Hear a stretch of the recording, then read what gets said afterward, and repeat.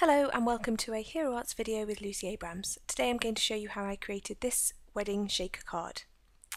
So the first thing that I've done is to prepare my pattern papers. So I've die cut a circle from the centre of a 5x5 piece of pink paper.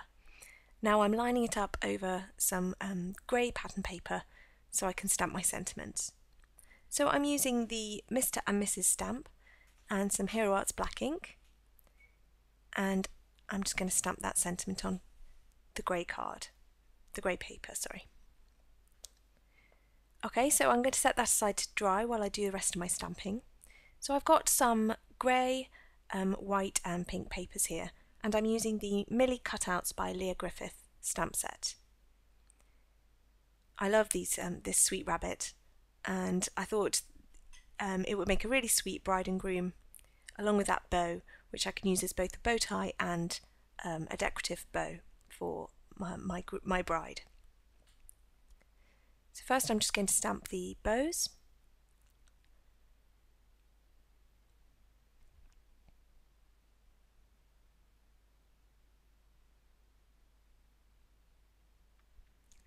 And then I'm going to stamp my rabbits. Now, one of the reasons I chose to use the white pattern paper instead of just some regular white cardstock is to try and keep the papers all of the same weight and texture. I sometimes find that if I mix different pattern papers from different companies, or just use white cardstock along with pattern paper, that they just look a little bit different. So here this quite subtle white paper matches perfectly, obviously because it's from the same pad. So there my two rabbits would just be perfectly coordinated. Okay, so I've stamped my two rabbits and now I'm going to cut them out. This set actually does have a matching die for this rabbit, but I decided for this project that I wanted to cut them out by hand. So I'm just using my needlework scissors that I always use for detail cutting. They're really sharp and perfect for fussy cutting like this. So after I cut them both out, I then cut out my bows. So for my bride, I just used the centre part of the bow there, and for my groom I used the double bow. So once I cut them out, I just used tiny pieces of tape to adhere the little pieces in place, and then my rabbits were ready.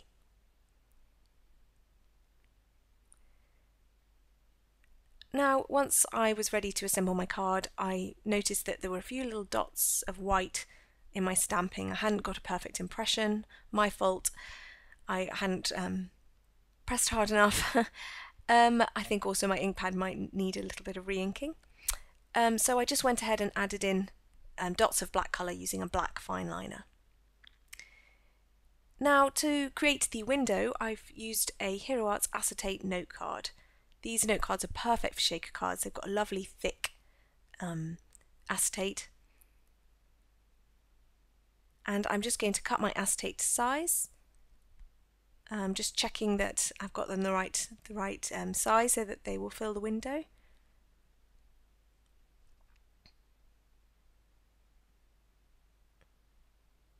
Just use my mini guillotine here to cut that acetate down to size.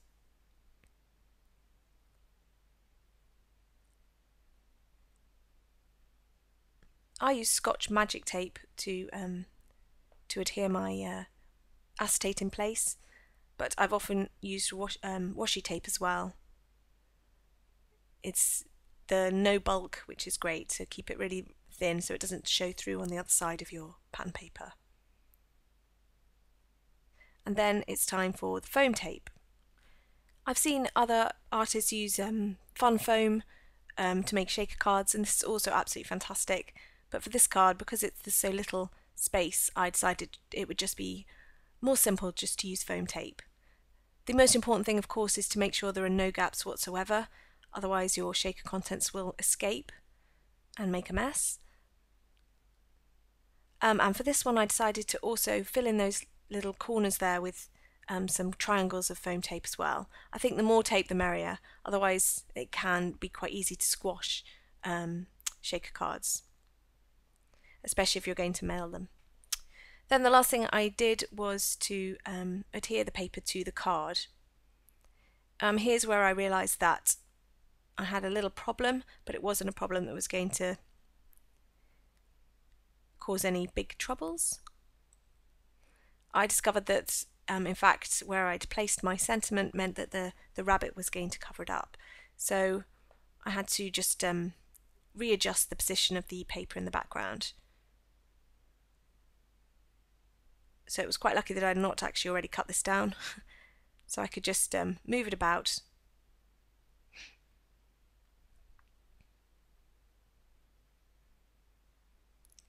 And then use some more double-sided tape to adhere it into place.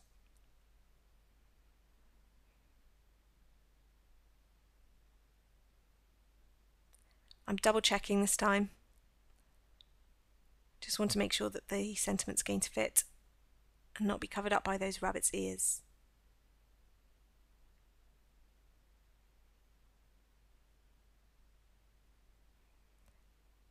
So once I had it right, I could just stick it down, and it didn't matter that it wasn't perfectly positioned because the top piece of pattern paper is going to cover up all the edges anyway.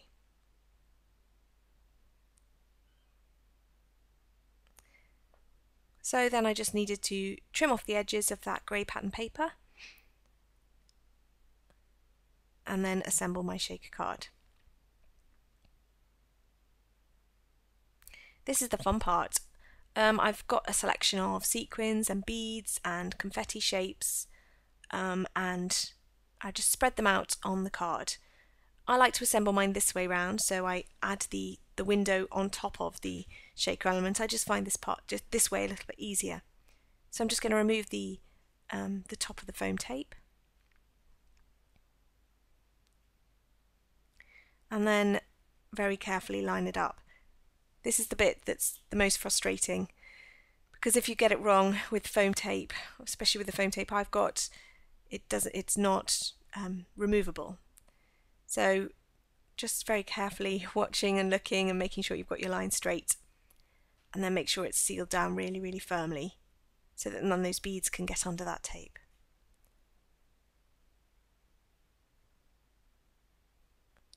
And there's the window. And all that's left to do is to adhere those little bunnies down onto the card. I'm using some Scotch double-sided tape here. Just going to put my bunnies onto the card, overlapping slightly to make it look like they're holding hands.